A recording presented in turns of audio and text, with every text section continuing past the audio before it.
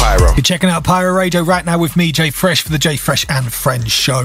I'm joined on the phone line by an artist who's been doing bits. He's been in the game for a long time and he's still making bangers. We've got man like Murkz. What's happening, bro? Yo, Mr. J Fresh, how are you? I'm all good. How are you? Yeah, really good, bruv. You know, I'm a very positive guy, half glass full. The mere hint of nightclubs and festivals next month has got me gassed, I can't lie. Yeah, I'm ready. I'm not reading into any of the negative news. As far as I'm aware, we're out on the 21st and it stays that way. Yes, say it with chest. Like, we're out on the 21st and that is it, bruv. Nothing else is getting in the way. Yeah, we're out here, man. We're out here. Wicked. Now, before we get into, we've got a lot to cover today about music and everything around that. I need to ask you a very important question to start with, bro. Okay. Have you ever chilled with the mandem with your socks off? Yeah, I see this tweet circulating on Twitter yesterday. Do you know what? Do you know what's mad? It's because I still don't understand how somebody sat there and actually thought of that scenario. But with that being said, I've never done it, you know. You always have your socks on, don't you? Have you? Never. But I've never consciously been aware of it. Do you know what I mean? Like, I don't know. Say we're abroad somewhere, and then, like, I don't know, you've come back from the beach or whatever, or you've stepped out the pool and you're sat by the poolside. Like, you might not have anything on your feet. So, does that count in this context? Nah, because I think when you're poolside or on holiday, like, your toes are out naturally anyway. But if you're kicking with the boys and you're in a house, like, if one of them takes the socks off, I'm gonna think something's wrong with you. Like, what are you doing? Honestly, bruv, I couldn't. I'm struggling myself to get my head around the concept of, like, it's like us linking in studio, and you've been like, yeah, let me just get comfortable and take your jacket off, maybe airplane your phone, take your socks off, and I'm like, okay, this is weird. This is now weird. Yeah, whoa. Yeah, if we're ever in the studio together, you could take your socks off. I'm going to have a few questions, mate. I'm just letting you know from now. I made a point of that now. Never again will I do that. But yeah, for those of us listening thinking, what are they going on about? Yeah, like you said there, brother, it was circulating on Twitter, and just the thought process of people thinking it's strange that we didn't do that was kind of just, it just threw me. I was just like, I don't even know how to process this, you know? It's a mad one. But right now you are responsible for a couple of tracks that that I've been really feeling, I've been really supporting and playing over the last couple of months. And the latest one, I need to say the name correctly, Henny'Tin. Is that right? Yeah, you got it in one, bro. Got it in one. I always put an N in the middle of it, Henny'Tin, but I know that's wrong. But Henny'Tin, I'm going to let you break down the track for me. All I will say is it stinks of the summer. It stinks of summertime vibes. Yeah. And that was kind of the angle we were going for. You know, we've just come out of a very cold winter, and spring's been up and down. And it was like, you know what, they're letting us back out soon. The sun's coming. So let's start putting out some music that kind of reflects that. So yeah, me and TRC got together. TRC is a good friend of mine. And yeah, literally, that's what we've come out with. So it's nice to know that you can feel the vibe that we were trying to create with the track. So yeah, that's all good. Yeah, definitely. Oh, you've definitely executed, and the chemistry of you and TRC, like, that's the connection right there. You know, you've made a number of tracks together, like the energy and the understanding just works. So is there like a number of records you guys are working on this year? Is there like a larger project where it's just the two of you, or how's that kind of chemistry and workflow at the moment with the two of you? At the minute, it's kind of we just kind of go with the flow. So there's a few more tracks that are unreleased, that we've made together, which will probably get rolled out throughout the year. In terms of a joint project, it's something that we've discussed, but we've not planned yet. At the minute, we're just enjoying us making the singles and us catching a vibe. But it's definitely on the cards because the synergy is too natural for us not to do it. So it'll definitely happen at some point. Yeah, I hear that, and I'm looking forward to that, because to me it just makes sense. You've connected on a number of different tracks, different styles, because you've always had that versatility from your history and the kind of tracks that you're making now as well. So it just seems like the natural step, man. It really does. Yeah, man. Yeah, definitely. It's definitely on the cards. You'll definitely hear some more stuff from me and TRC this year, without a doubt. Sick. So how have you found the reaction to Henny'Tin this year so far? The way it's moving at the moment. Yeah, it's been nice. Everyone said the same thing. Summertime vibes, feel good vibes, and that was the angle we were going for. Obviously, the last release was still feel good, but it was a bit more grimy because it was drill. So this one's a bit more universal. So more people have tapped into it, and it's been appreciated on a different level. So yeah, it's all going good so far, man. People like yourself supported it as well. Sick. No, it's good to hear, bruv. Now, I think another thing that you execute well, and again, something that someone like yourself who's been on a long musical journey, this isn't an overnight thing for someone like yourself, is the kind of branding and the positioning of things like social media, how you're connecting with fans, and, this sort of stuff. It is really important. Like, we can't get away from it. So recently I saw on Twitter, I saw something that looked sick.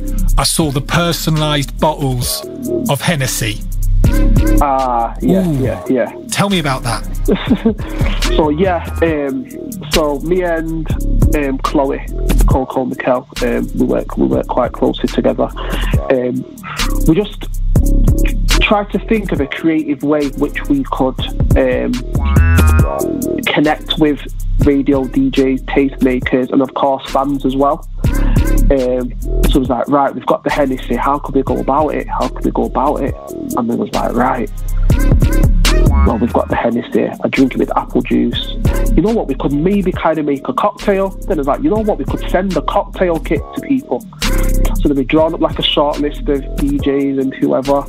And then I work closely with my designer. He's called Alfie Goodwin. He's wicked, check him out. And he's like, right, we'll personalise the labels, sort of say Henny'Tin for DJ Target, Henny'Tin for Lady Leisha. And then we got the personalised cards as well, which on one side it's like, hey DJ Target, this, that, the other. The flip side was instructions on how to make the cocktail. And then at the bottom there was a QR code, and when you scan the QR code it takes you to the video of the track. And then also in there was Hennessy infused gummy bears. So it's just a nice little touch. And like I say, it's not always about, I think what we do is it's quite easy to like chase the clout, and we can send the packs to DJ Target and Tim Westwood and whatnot.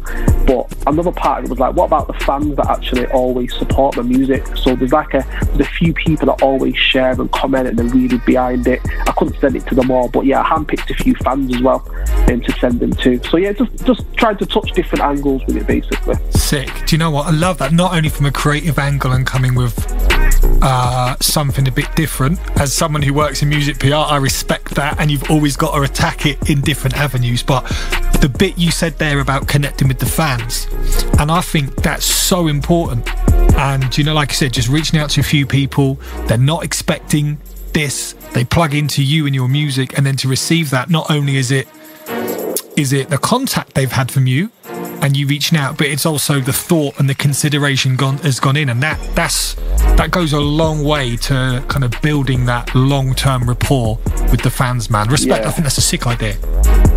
Thank you, man. I appreciate it. Yeah, I just think in this day and age, it is easy to just chase the numbers or the people who seem to matter, but no, it's like, no, the fans matter the most, and we should never forget that. Oh, definitely. And the reason that really resonates with me as well is that probably only a couple of weeks ago I did a couple of very limited vinyl pressings of some recent tracks that I made, and I sent 2 of them out to kind of fans or people who've just been supporting what I've been doing as a producer, and I just popped that in the post. They didn't even live in this country, and they're like, why do you want my address? Like, we can't fly anywhere. And I'm like, no, something's coming in the post. And the reaction to that was so positive. I'm like, do you know what I mean? Same energies and everything, man. I think that's sick. I think that's really sick. Yeah, man. Sounds like we're both doing the right thing. Definitely, bruv. Now, speaking about vinyl, do you still have your vinyl and decks, your turntables, or have they long gone? I don't have my turntables anymore, but I've still got some grime and garage vinyl in the loft. Really? Still there? Still up there? Yeah, still up there. Yeah. Oh, man, that's mad. How about you? Do you know what? I'm looking at a pile of records on the floor. I'm going through records at the moment, thinking which ones can I sell, and that's really hard. Trying to think, and other ones thinking, well, there's no digital copies of these. The only reason I can get them is to have to digitally rip them, which is a long process. It's long, bro. But there's still a box or two that I'm like, I can't bear to part with. Are you keeping another in the loft? Like, can you ever see yourself parting with your records? Or are they always there as part of who you are? They'll always be kept. I think they'll be always there as part of who I am. I won't sell them. There's a few classics up there, and it's funny because my dad is exactly the same.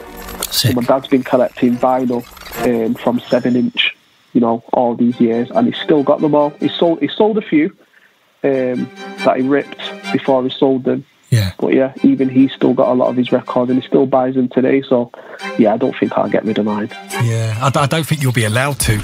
I think if he finds out, you'll be in trouble. Do you know what I mean? Yeah, definitely. Away from music and everything like that, I myself am a big football fan. Do you think your team are going to finish top 4?